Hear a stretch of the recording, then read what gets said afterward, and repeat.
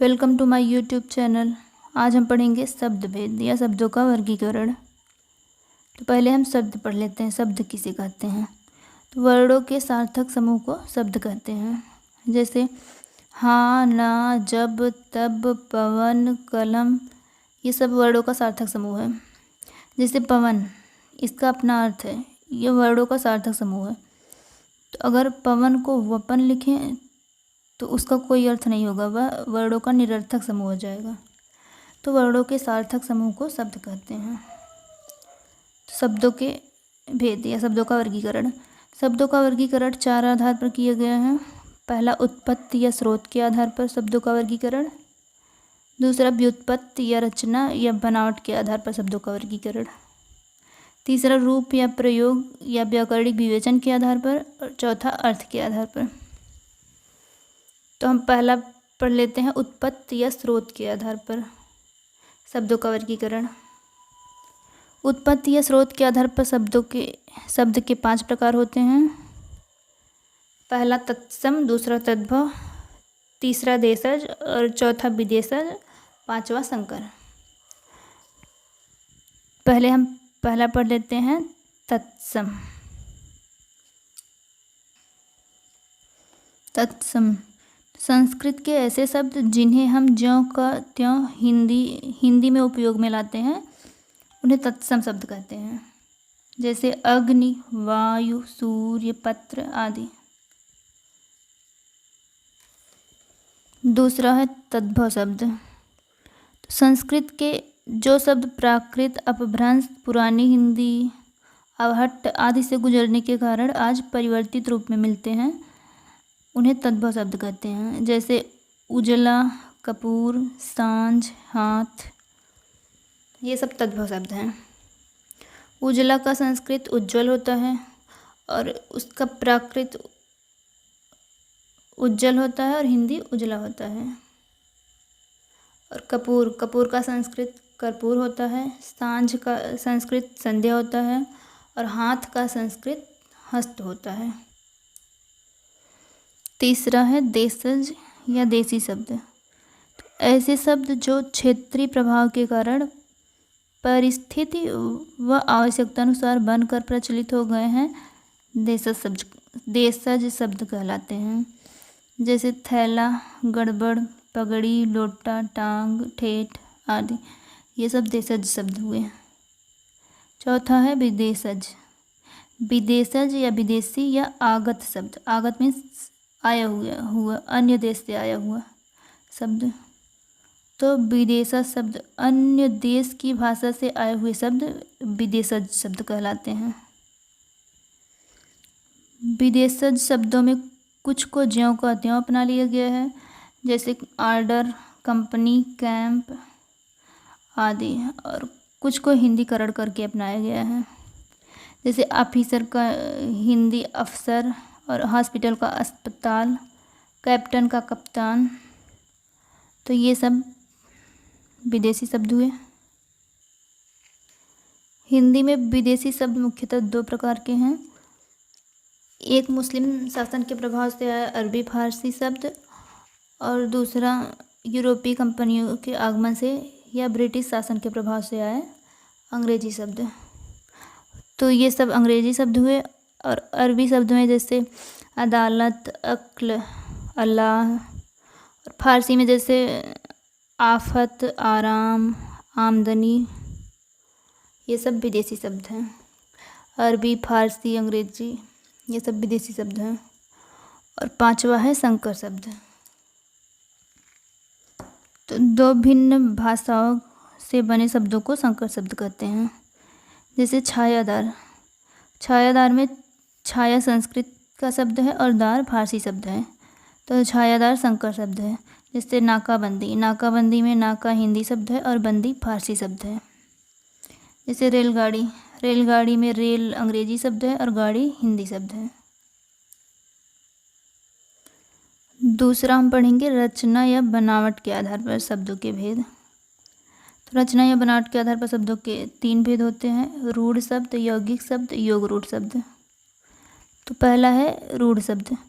वे शब्द जो वर्णों के सार्थक योग से बनते हैं, तथा खंड करने पर वर्णों में टूट जाते हैं। फिर उन वर्णों का कोई अर्थ नहीं होता है, उन्हें रूढ़ शब्द कहते हैं। जैसे कमल, कमल का खंड करेंगे तो क धन म धन ल। और जैसे चावल, चावल का खंड करेंगे तो चाव प्लस ल।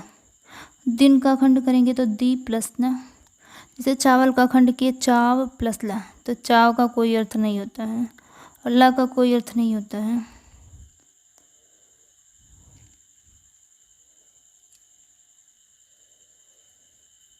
दूसरा है यौगिक शब्द।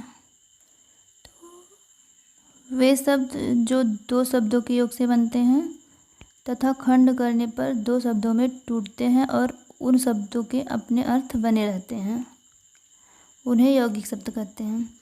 जैसे विज्ञान, विज्ञान का खंड करेंगे तो बी प्लस ज्ञान। सामाजिक, सामाजिक का खंड करेंगे तो समाज, समाज प्लस इक। जैसे विद्यालय, विद्यालय का खंड करेंगे तो विद्या प्लस आलय।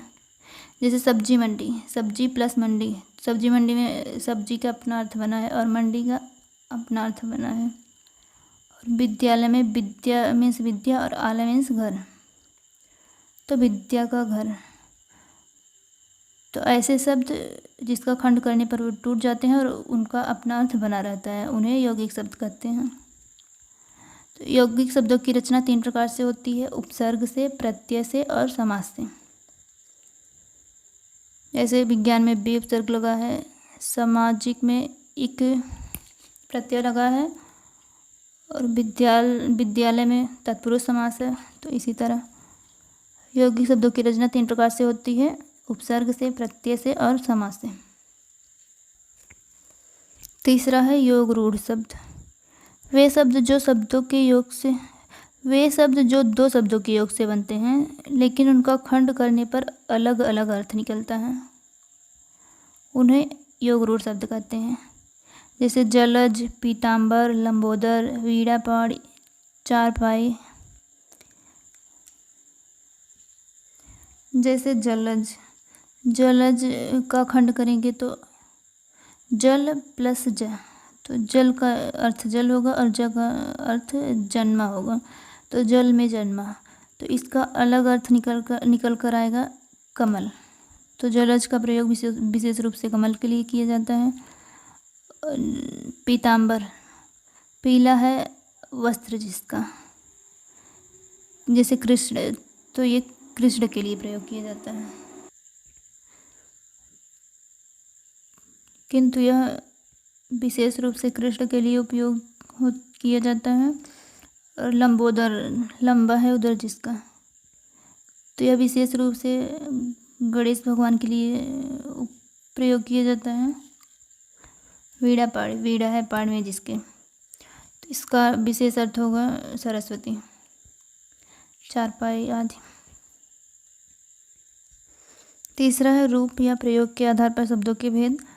तो रूप या प्रयोग के आधार पर शब्दों के 2 भेद होते हैं, विकारी शब्द, अविकारी शब्द। पहला है विकारी शब्द। जो शब्द लिंग, वचन, कारक के आधार पर परिवर्तित हो जाते हैं उन्हें विकारी शब्द कहते हैं।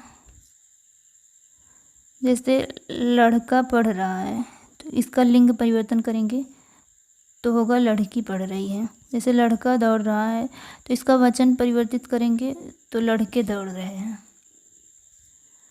तो ये विकारी शब्द हुआ जो वचन और लिंग और कारक के आधार पर परिवर्तित हो जाते हैं। तो विकारी शब्द में संज्ञा, सर्वनाम, विशेषण और क्रिया शब्द आते हैं। दूसरा है अभिकारी शब्द। जो शब्द लिंग, वचन व कारक के आधार पर परिवर्तित नहीं होते हैं उन्हें अभिकारी शब्द कहते हैं। सभी प्रकार के अव्यय शब्द अभिकारी शब्द होते हैं। जैसे क्रिया विशेषण अव्यय, आज, कल, अब, कब, ये सब वचन, कारक और लिंग के आधार पर परिवर्तित नहीं होते हैं। जैसे संबंध बोधक अव्यय, में, से, पर, समुच्चय बोधक अव्यय, और, परंतु, या, और विस्मयादि बोधक अव्यय, आ, हा, हाय, ओह, ये सब लिंग, वचन, कारक के आधार पर परिवर्तित नहीं होते हैं। चौथा है अर्थ के आधार पर। तो अर्थ के आधार पर शब्दों के 4 प्रकार होते हैं। पहला एकार्थी शब्द। तो जिन शब्दों का केवल एक अर्थ होता है उन्हें एकार्थी शब्द कहते हैं। व्यक्तिवाचक संज्ञा के शब्द एकार्थी शब्द होते हैं, जैसे व्यक्ति का नाम, वस्तु का नाम, स्थान का नाम, तो उनका एक ही अर्थ होता है। दूसरा है अनेकार्थी शब्द। तो जिन शब्दों के एक से अधिक अर्थ होते हैं उन्हें अनेकार्थी शब्द कहते हैं। जैसे हार, तो हार का अर्थ गले की माला भी होता है और पराजय भी होता है। जैसे कनक, कनक का अर्थ सोना भी होता है, धतूरा भी होता है। जैसे कर, कर का अर्थ हाथ भी होता है और टैक्स भी होता है। तीसरा है समानार्थी या पर्यायवाची शब्द। तो हिंदी भाषा में अनेक शब्द ऐसे हैं जो समान अर्थ देते हैं, उन्हें समानार्थी शब्द या पर्यायवाची शब्द कहते हैं। जैसे नभ, गगन, आसमान, इन सब का अर्थ आकाश होता है। चौथा है विलोम शब्द या विपरीतार्थक शब्द। तो जो शब्द विपरीत अर्थ का बोध कराते हैं उन्हें विलोम शब्द या विपरीतार्थक शब्द कहते हैं। जैसे जय का विलोम या विपरीतार्थक शब्द पराजय हुआ, और दिन का रात, पाप का पुण्य, सच का झूठ। तो शब्द भेद या शब्दों का वर्गीकरण समाप्त हुआ। अगर इतना हम अच्छे से तैयार कर लेंगे तो किसी भी एग्जाम में हमारा एक भी क्वेश्चन शब्द भेद से गलत नहीं होगा।